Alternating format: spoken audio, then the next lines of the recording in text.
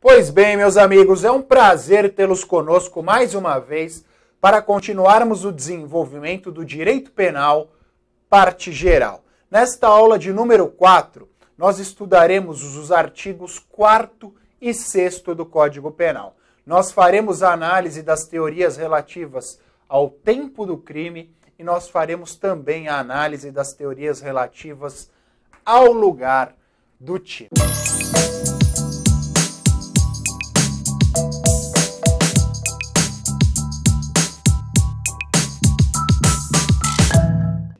O artigo 4º do Código Penal diz: considera-se praticado o crime no momento da ação ou omissão, ainda que outro seja o momento do resultado.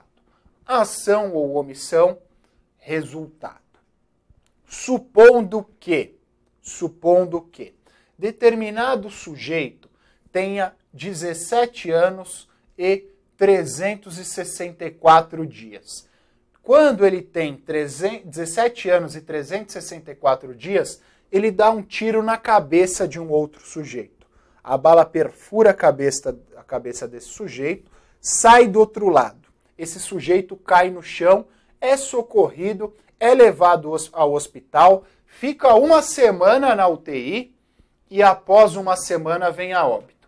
Então, fracionando todas as circunstâncias, nós temos o seguinte: a ação foi praticada quando o sujeito não havia alcançado os 18 anos e o resultado operou após este sujeito alcançar os 18 anos. Nestas circunstâncias, nós levaremos em consideração o momento da ação ou omissão ou levaremos em consideração o momento do resultado.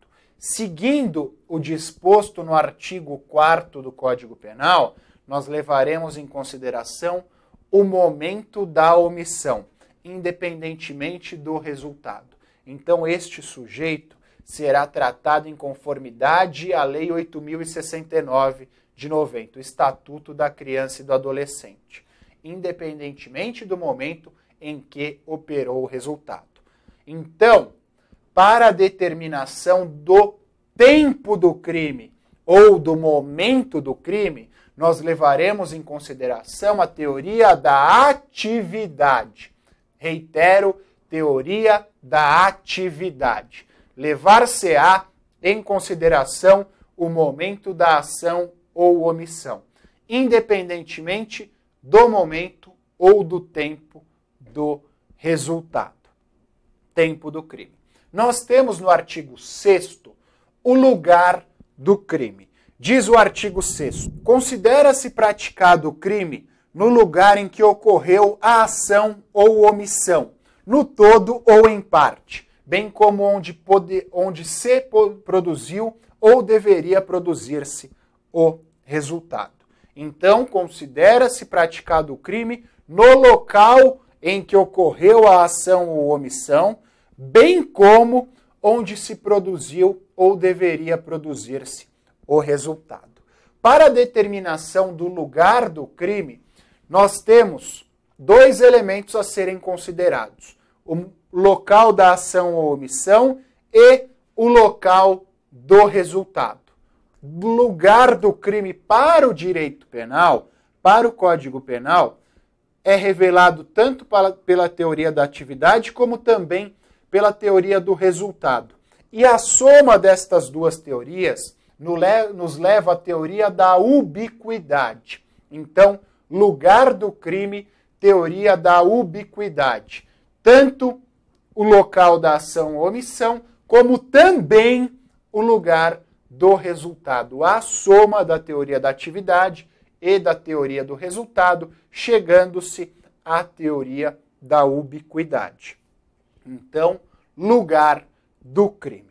Amigos, decoreba, porque é óbvio que vocês têm uma série de informações a serem assimiladas, um extenso conteúdo a ser estudado. Então, para que vocês possam assimilar, pensem na palavra luta, lugar, ubiquidade, tempo, atividade, luta.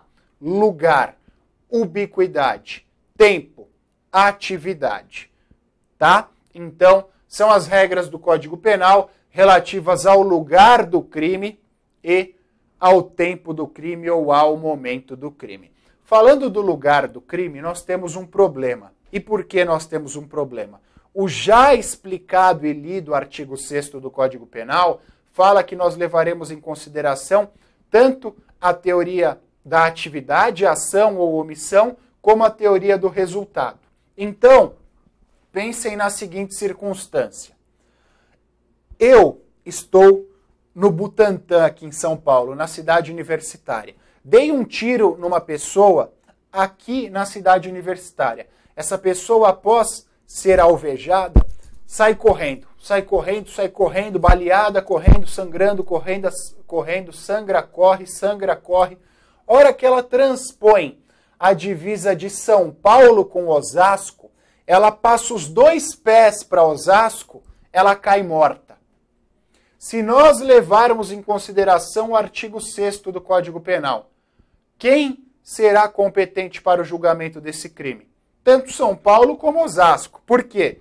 A ação ou omissão que aconteceu em São Paulo, como resultado que aconteceu em Osasco. O artigo 6º do Código Penal. Isso, se nós só considerássemos o Código Penal, estaríamos diante de uma série de problemas e discussões práticas. A fim de evitar estas discussões, o legislador, quando da confecção do Código de Processo Penal, elucidou este problema. O Código de Processo Penal, no seu artigo 70, diz o seguinte: para a determinação da competência, nós levaremos em consideração o resultado. Então, Código Penal, teoria da ubiquidade, Código de Processo Penal, artigo 70, só o resultado. Então, no exemplo que eu dei aos senhores, seguindo o Código de Processo Penal, nós estaríamos diante única e exclusivamente da competência de Osasco.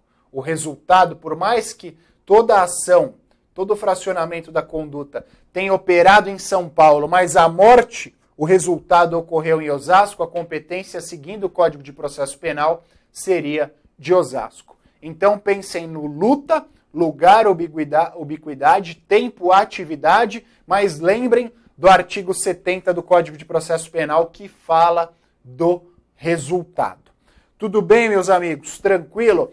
Eis três regras simples do nosso ordenamento jurídico, mas que na prática, quando inseridas em um contexto fático, quando inseridas em um problema, podem confundir a cabecinha de vocês. Então atentem a estas regras. Foi um prazer inenarrável contar com a participação de vocês. Até a nossa próxima aula. Valeu, abraço, tchau!